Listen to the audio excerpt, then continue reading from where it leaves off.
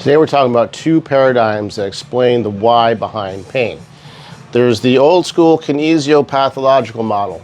This means movement is causing some sort of pathology. So this is running awkwardly, maybe squatting, your knee caves in, you're out of alignment, or your posture is off.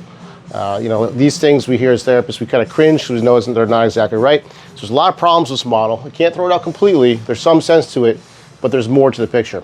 Over here we have the biopsychosocial model. These are all the other things in life that we should be doing. There's low-hanging fruit stuff.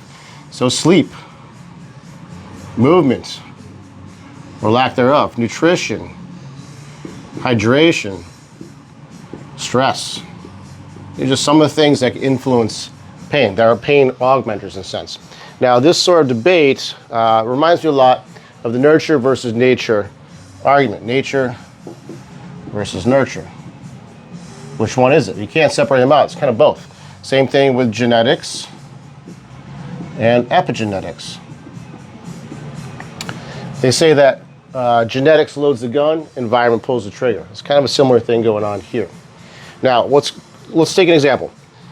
Say you go on a golf trip with your buddies. You go golfing 4 days straight. So you do way more golfing than usual. And you're drinking some beers. You're killing your hydration. You're eating some fried chicken maybe. You're killing your nutrition. Of course, these things affect the sleep. And suddenly, boom, you got some pain. I kind of think of it as like a canary in a coal mine. Whatever your weakest link is, it shows up. Maybe it's your back. Maybe it's your elbow. Maybe it's a system such as your lungs or your heart, right?